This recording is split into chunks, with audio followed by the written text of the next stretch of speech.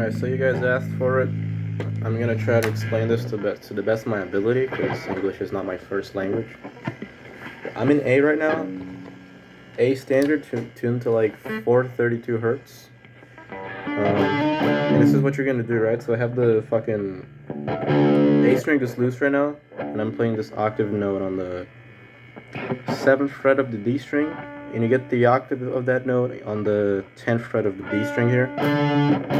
And you're gonna go back and forth between the 7th and 8th fret here while playing the loose A, right? And after that, you go all the way back to the 2nd fret.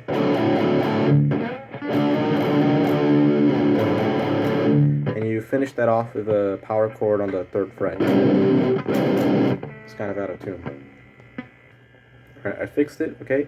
So you can play the power chord, or you can play an octave note, just like instead of having 3-5-5, you have just 3x5 here. Just like,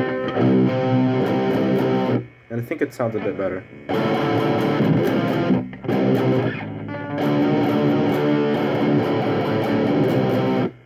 So that's pretty much it. Play the octave note, it's better. It's just... So for the next riff here, we have this thing.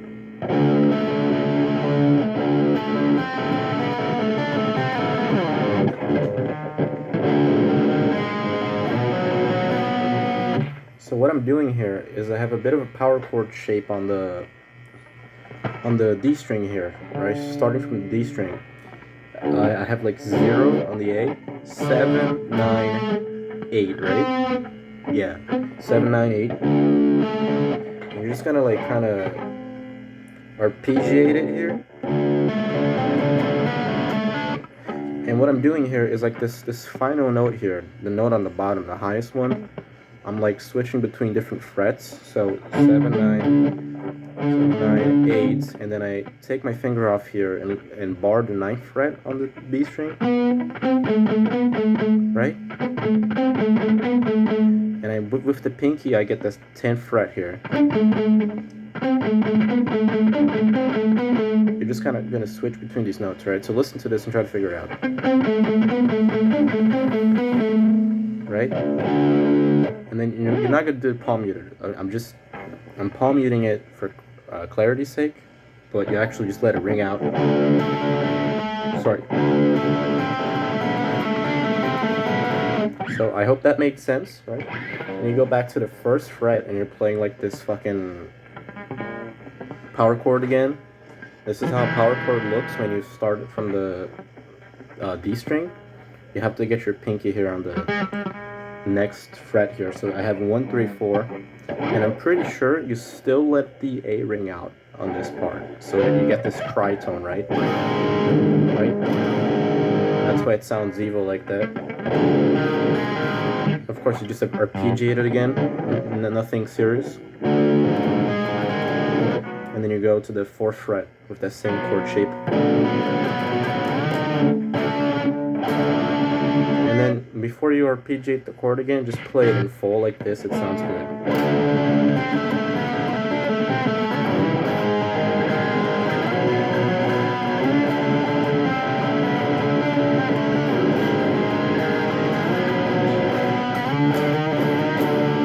Go back to the main riff, right? And then I'm pretty sure after that you're gonna have this bridge here. So here's the thing with the bridge, right? You're gonna play these 4 chords.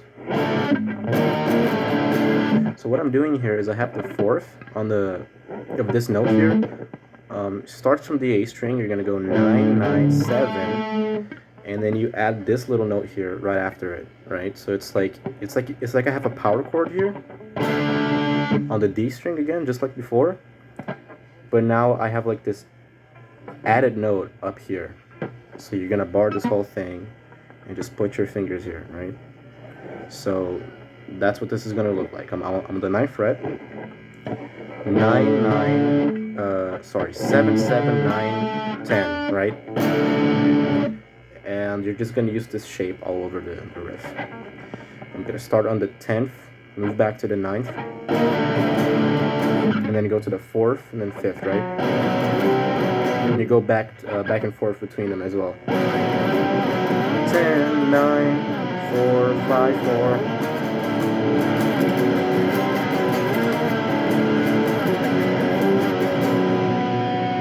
And then the breakdown at the end, you're gonna stop the chord you're playing to just play this fucking note on the 7th fret of the D string, right? So you have this, and then you go to the 8th fret and back to the 3rd. I'm on the D string, by the way. 7, 8, and then you go to the A string here to do, which like this is 3, 0, 3, 5.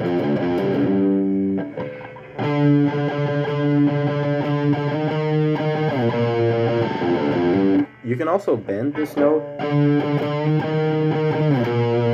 It also sounds good. I'm pretty sure that's what he's doing actually. And then when the riff actually starts, instead of just doing this, you're gonna play an A chord first, right? Like a 0, 2, 2 on the A string. And then you go play the same notes here, but with the octave added. Right? So it's the same thing, but it has the octave now. Like this. And you start it with an A power chord.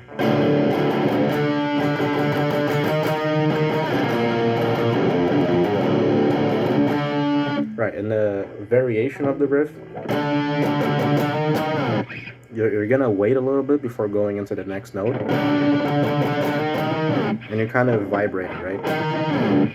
And then you go into this chord here on the A string again, 3rd fret, and I'm gonna do the 4th again, so you have 3, 3, right?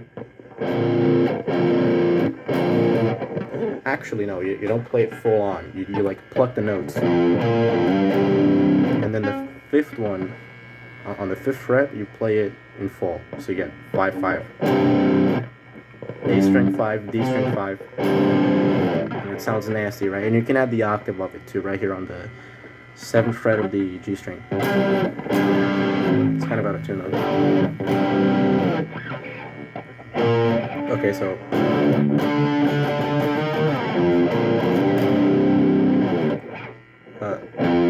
3 on the A, 3 on the D, slide. Like you can play the chord while sliding, right?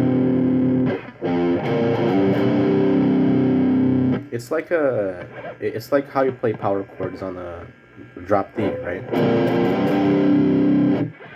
And that's pretty much it, I think. I don't think there's anything else to this song. Oh yeah, no, there is. There's a variation, right? Where like after you play this,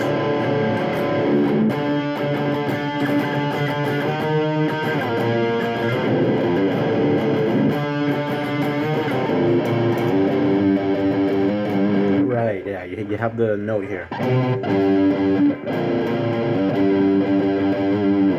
You can just vibrate it, or you can like hammer onto the 6th fret. And then you let go, and you let the A string hang out. And also there's a variation right at the very end where like you're gonna play the same riff but like on the top strings. Sorry, that's not it.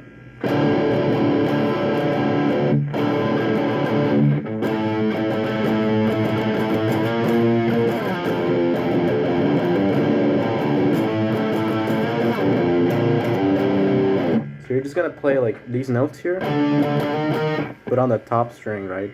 Not on the top string, but on the string above it, on the A string.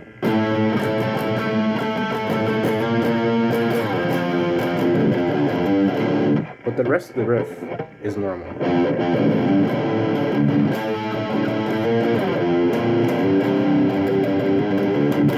That's how the song ends, right?